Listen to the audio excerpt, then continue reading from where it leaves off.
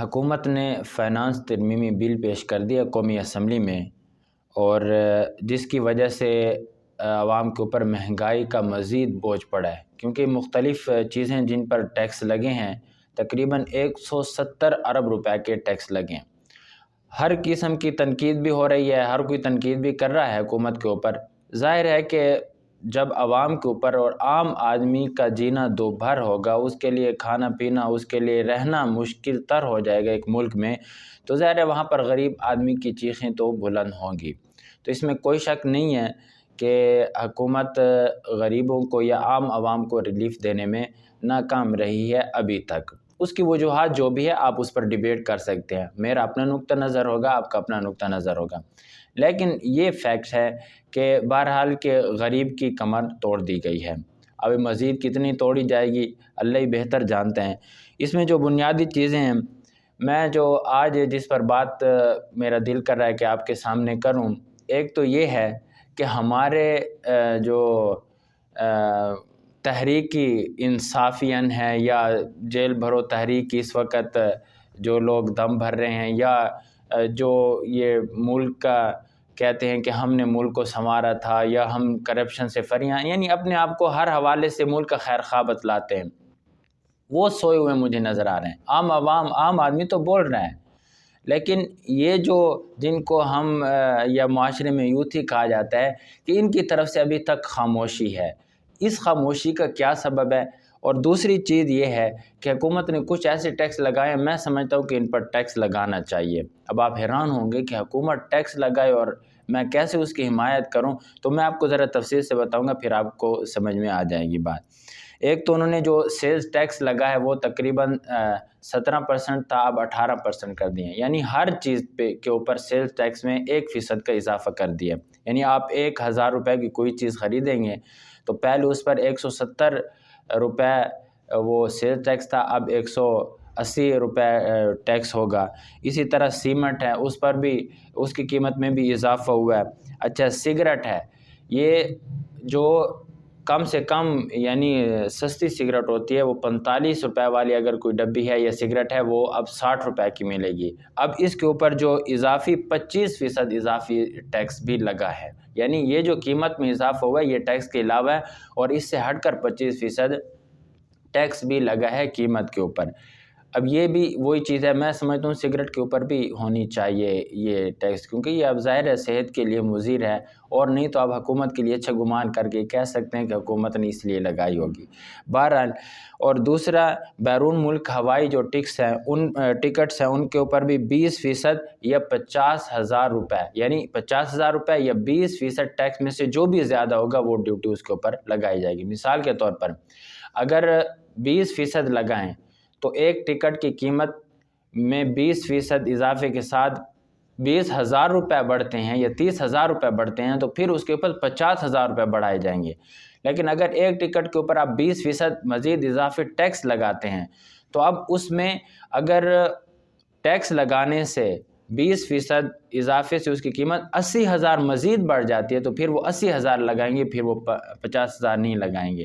تو یہ مطلب ہے کہ 50,000 یا 20% میں سے جو بھی زیادہ ہوگا وہ ٹیکس لگایا جائے گا۔ اسی طرح شادی بیاہ اور دیگر تقریبات پر بھی انکم ٹیکس لگایا گیا ہے۔ اسی طرح دودھ، گندم، دالیں، چاول، گوشت، یہ سیلز ٹیکس ان کو مستثنیٰ کیے گئے، یعنی جو بنیادی ضروریات کی یہ چیزیں ہیں ان کے اوپر کوئی سیلز ٹیکس نہیں لگایا گیا۔ اسی طرح جو بڑے سائز کی قبریں ہیں ان کے اوپر بھی ٹیکس لگایا گیا ہے۔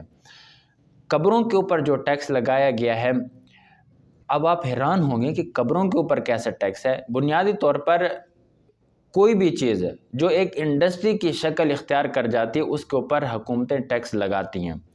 اب یہ جو قبریں ہیں یہ بھی انڈسٹری کی شکل اختیار کر گئی ہیں۔ اگر آپ سنت طریقے کے مطابق قبریں بنائیں، مردے کو، میت کو دفن کریں، اس کے لیے کیا چاہیے؟ زمین کا 1 گز کا ٹکڑا چاہیے، اور پھر آپ دفن کر کے اوپر مٹی ڈال دیں۔ لیکن ہمارے ہاں کیا ہے کہ اب یہ ایک بزنس بن چکا ہے۔ بزنس کیا ہے؟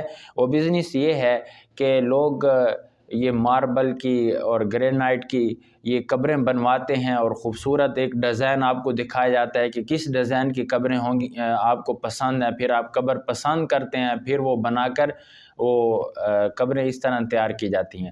تو یہ پاکستان کے اندر، ہمارے ملک کے اندر ایک بہت بڑی انڈسٹری بن چکی ہے، تو اس وجہ سے حکومت نے بھی اس کے اوپر ٹیکس لگایا۔ اب آپ خبروں میں تو یہ سنیں گے کہ اب مرنا بھی مشکل ہو گیا ہے، قبروں کے اوپر بھی ٹیکس ہو گیا۔ آپ کو یاد ہوگا کہ تقریباً 1.5-2 سال قبل جب پنجاب میں بزدار صاحب کی حکومت تھی، تو انہوں نے بھی قبر کے اوپر ٹیکس لگایا، مطلب تجویز سامنے آئی تھی، ابھی لگا نہیں تھا ٹیکس، کہ بچے کی قبر پر 1000 روپے ٹیکس اور بڑے کی قبر پر 1500 روپے ٹیکس، تو وہ بھی دراصل یہی ٹیکس تھا۔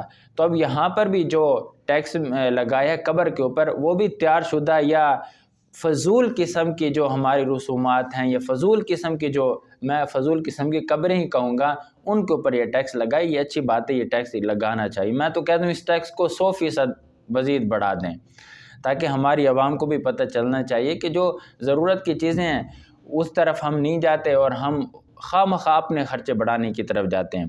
اچھا، پھر سب سے مزے کی بات یہ ہے کہ ابھی تک سوشل میڈیا پر بھی خاموشی ہے ہمارے قومی یوتھ کی۔ میں اس پر حیران ہو رہا ہوں، جب عمران خان صاحب کے حوالے سے خبر آ جاتی ہے نا کہ پولیس وہاں پر پہنچ گئی ہے یا عدالت نے طلب کر دی، وہ زمان پارک کے باہر پہنچ جاتے ہیں اور ناچنا شروع کر دیتے ہیں۔ عجیب بات ہے، ان کو خوشی ملتی ہے تب بھی ناچتے ہیں، ان کو کوئی غم ملتا ہے یا دکھ کی خبر ملتی ہے تب بھی ناچتے ہیں۔ یہ پہلی قوم ہم نے اپنی تاریخ میں دیکھی ہے۔ تو بہرحال یہ تو کام ہے ان کا ناچنا، وہاں پر تو ناچتے ہیں، لیکن جب مہنگائی آئے، پہلے تو سوشل میڈیا پر آتے تھے لیکن باہر نہیں نکلتے تھے، اب تو سوشل میڈیا پر بھی وہ آواز نہیں اٹھا رہے ہیں۔ ٹھیک ہے، ہم پی ڈی ایم کی جو گورنمنٹ ہے، یہ اس میں جماعت ہیں، اس پر تو اعتراض کیا جاتا ہے کہ آپ اب باہر نہیں نکل رہے، اس وقت تو آپ باہر نکلتے تھے۔ ان کی تو اب حکومت ہے، یہ باہر نہ نکلیں، یہ تو اب باہر نکلنا بھی ان کے لیے محال ہے احتجاج کے طور پر۔ تو لیکن جو تحریک انصاف والے ہیں، میں ان سے گزارش کروں گا کہ خدا کے لیے اب باہر نکلیں۔ آپ نے تو جیل بھرو تحریک کا اعلان بھی کیا ہوا ہے، وہ کیمپ بھی لگا لیے ہیں کہ آپ یہاں پر رجسٹریشن کروائیں، جیلیں بھرنی ہیں، اور جب عدالت کہتی ہے کہ نہیں آپ میرے پاس آ کر پیشی دیں، یہاں پر عدالت میں حاضری لگوائیں، تو وہ کہتے ہیں میں باہر نہیں نکلوں گا۔ کیوں باہر نہیں نکلوں گا؟ کیونکہ جو حکومت ہے یہ میرے پلان پر عمل کرنا چاہتی ہے، اور وہ پلان ہے جیل بھرو تحریک۔ تو خود خان صاحب جیل میں نہیں جانا چاہتے اور اس سے ڈر رہے ہیں، اور اپنے لوگوں کو کہہ رہے ہیں کہ آپ رجسٹریشن کروائیں۔ ظاہر ہے یہ ایک الگ ٹاپک ہے، اس پر بھی بات ہوگی کسی اور ولاگ میں۔ تو یہ تو آپ کو بھی پتہ ہے کہ کیا ہوگا اس حوالے سے، کیا نہیں ہوگا۔ بہرحال یہ کچھ تفسیر تھی، میں نے چاہا کہ آپ کے سامنے کچھ چیزیں رکھ لوں۔